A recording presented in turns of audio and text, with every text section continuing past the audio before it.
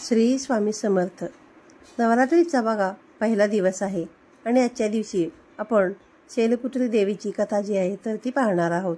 मग नवरात्रीचा पहिला दिवस माता शैलपुत्री म्हणजे सती माता हिमालयाची मुलगी असल्यामुळे तिला शैलपुत्री असे म्हटले जाते.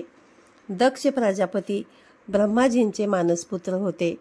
सती प्रजापती दक्ष यांची कन्या होती. दक्ष प्रजापतीच्या सर्व कन्या खूपच हुशार आणि गुणवान होत्या. पण दक्ष प्रजापती मात्र मनातून दुःखी होते. त्यांना असे वाटत होते की त्यांच्या घरी अशा मुलीचा जन्म व्हावा जी बघा सर्व गुण संपन्न असावी, सर्व विजयिनी असेल. त्यासाठी बघा त्यांनी एक कठोर तपश्चर्या केली आणि तप करत असताना बऱ्याच काळानंतर आद्य देवीने त्यांना सांगितले की मी तुझ्यावर प्रसन्न आहे आणि या पृथ्वी तलावर मी पुत्री रूपामध्ये तुझ्या घरी जन्म घेईन. त्यावेळी माझं नाव सती असेल. त्याप्रमाणे सतीचा जन्म झाला. आणि बघा सती ही विवाह योग्य झाल्यावर तिच्यासाठी वर शोधण्यासाठी म्हणून प्रजापती दक्ष ब्रह्माजींकडे गेले.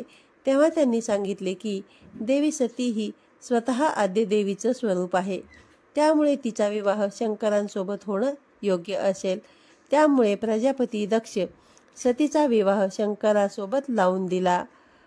आता बघा भगवान शंकर हे दक्ष प्रजापतींचे जावई होते.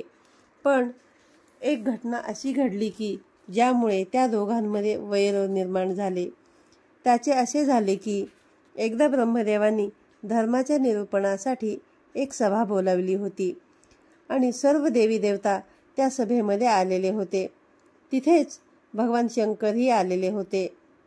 जेव्हा त्या सभा मंडपामध्ये प्रजापती दक्षचे आगमन झाले तेव्हा तेथील सर्व देवी देवता उठून उभे राहिले. फक्त 2 जण उभे राहिले नव्हते, ते म्हणजे ब्रह्मदेव आणि शिवशंकर. आता राजा दक्षला या गोष्टीचा राग आला की ब्रह्मदेव माझे वडील आहेत म्हणून ते उभे राहिले नाहीत तर काही नाही, पण शंकर हा माझा जावई आहे, त्यांनी माझ्या सन्मानामध्ये उठून उभे राहणे योग्य होते. पण शिवशंकर मात्र आपल्या ध्यानामध्ये इतके मग्न होते की त्यामुळे त्यांचा या गोष्टींकडे लक्षच गेलेला नाही. बघा सभेमध्ये कुणीही प्रवेश केला आहे त्यांनी उठून आपल्या बघा सासऱ्याला नमस्कारही केला नाही. तेव्हा प्रजापती दक्षला हा आपला अपमान वाटला. त्यानंतर काही वर्षांनी प्रजापती दक्षने मोठा यज्ञ करण्याचे ठरवले. त्यासाठी त्याने सर्व देवी देवतांना आमंत्रणे पाठवली. परंतु भगवान शिवशंकराला मात्र त्यांनी आमंत्रण दिले नाही. देवी सतीला आमंत्रण येणार असे वाटत होते, पण तसे घडले नाही. तिला त्या यज्ञाला आपल्या वडिलांच्या घरी जायचे होते.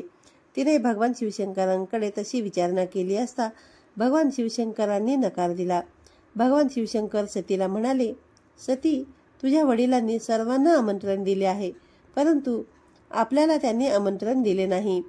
याचा अर्थ बघा त्यांचा आपल्यावरती काहीतरी राग असला पाहिजे, अन्यथा त्यांनी असे केले नसते. कारण जाणून घेतल्याशिवाय आणि आमंत्रण मिळाल्याशिवाय तिथे जाणे मला योग्य वाटत नाही. परंतु सतीचे मन माहेरी धाव घेऊ लागले. आपण एकाच घरचे आहोत म्हणून कदाचित वेगळे आमंत्रण दिले नसेल किंवा घाई गडबडीमध्ये राहून गेले असेल असे म्हणत सतीने पुन्हा भगवान शिवशंकरांकडे यज्ञाला जाण्याचा आग्रह केला. यज्ञाला जाण्याचे निमंत्रण मिळालेले नाही, त्यामुळे तेथे जाणे योग्य नसल्याचे त्यांनी तिला सांगितले. पण सती वारंवार तिथे जाण्यासाठी आग्रह करत होती. सती जी आहे ती भगवान शिवशंकराचं काही ऐकायलाच तयार नव्हती आणि यज्ञाला जाण्यासाठी ती पुन्हा पुन्हा आग्रह करू लागली. शेवटी सतीच्या हट्टामुळे भगवान शिवशंकरांनी सतीला तिथे जाण्याची परवानगी दिली. सती जेव्हा तिचे वडील प्रजापती दक्ष यांच्या घरी पोहोचली तेव्हा तिने पाहिले की कोणीही त्या ठिकाणी तिचे आदरातिथ्य केले नाही. त्या ठिकाणी तिच्या इतर बहिणींचे कौतुक होत होते, पण कोणीही सतीची साधी चौकशी सुद्धा केली नाही. केवळ सतीच्या आईने सती मातेला प्रेमाने फक्त मिठी मारली होती. एवढंच नाही तर सतीच्या इतर बहिणींनी सतीच्या संसाराची थट्टा देखील केली. तसेच बघा सतीचा पती भगवान शिवशंकर यांचाही त्यांनी तिथे तिरस्कार केला. राजा दक्ष यांनीही बघा त्यांचा अपमान करण्याची एकही संधी सोडली नाही. हे सगळं पाहून माता सती दुःखी झाली. माता सतीला भगवान शंकरांचा अपमान जो आहे तो सहन झाला नाही. त्यामुळेच रागाच्या भरामध्ये देवी सतीने त्याच यज्ञाच्या अग्नीमध्ये स्वतःला झोकून देऊन आपले देह, आपले प्राण अर्पण केले. भगवान शिवशंकरांना हे कळताच ते दुःखी झाले. दुःखाच्या आणि क्रोधाच्या ज्वालात पेटलेल्या शिवाने त्या यज्ञाचा नाश केला. त्यानंतर माता सतीने पुन्हा हिमालयामध्ये जन्म घेतला. हिमालयामध्ये जन्म घेतल्याने तिचे नाव शैलपुत्री असे पडले. माता शैलपुत्री नंदीवरती स्वार असून ती होऊन बघा संपूर्ण हिमालयावरती राज्य करत आहे. हा नंदी शिवाचेच रूप आहे. कठोर तपश्चर्या करणारी शैलपुत्री माता सर्व वन्य प्राण्यांची रक्षक देखील आहे. शैलपुत्री मातेच्या उजव्या हातामध्ये त्रिशूळ आहे, जे धर्म, अर्थ आणि मोक्ष यांच्याद्वारे संतुलनाचे प्रतीक देखील आहे. तो शैलपुत्रीचे ध्येय स्पष्टपणे प्रतिबिंबित करतो. डाव्या हातामध्ये उमललेले कमळाचे फूल आहे. हिंदू पौराणिक कथामध्ये कमळ कलश हे बघा गणेशाचे रूप मानले जाते. त्यामुळे सर्वप्रथम घटस्थापना केली जाते. घटस्थापनेनंतर कलशाची प्रतिष्ठापना करून दुर्गा मातेला पूजेला येण्यासाठी आमंत्रित करावे लागते. या उपासनेमध्ये सर्व तीर्थक्षेत्रे, नद्या, समुद्र, नवग्रह, द्विकपाल, दिशा, नगर, देवता, ग्रामदेवता यासह सर्व योगिनींना आमंत्रित करावे. एका लाकडी पाटावरती लाल वस्त्र अंतरावा. त्यावरती माता शैलपुत्रीची प्रतिमा, मूर्ती स्थापित करावी. त्यावरती कुंकू लावून शम लिहावे. त्यानंतर हातात लाल फूल घेऊन शैलपुत्री देवीचे ध्यान करावे. शैलपुत्री देवीच्या कपाळावर अर्धचंद्र आहे. नवरात्रीच्या पहिल्याच दिवशी तिची पूजा केली जाते. शैलपुत्रीचे वाहन नंदी असल्याचे मी तुम्हाला व्हिडिओमध्ये सांगितलेले आहे.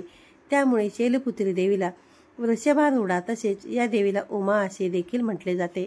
कठोर तपश्चर्या करणारी शैलपुत्री माता निसर्ग स्वरूपाची देवी आहे आणि ती सर्व वन्य प्राण्यांची देखील रक्षक आहे. शैलपुत्री देवीचा मंत्र असा आहे: या देवी सर्वभूतेषु शैलपुत्री रूपेण संस्थिता. नमस्तस्ते नमस्तस्ते नमस्तस्ते नमो नमः. आजच्या व्हिडिओमध्ये सांगितलेली शैलपुत्री देवीची कथा आवडली असल्यास व्हिडिओला लाईक करा आणि जास्तीत जास्त लोकांपर्यंत शेअर करा. पुन्हा भेटूया अशाच एका नवीन आणि माहितीपूर्ण व्हिडिओमध्ये. तोपर्यंत सर्वांना श्री स्वामी समर्थ.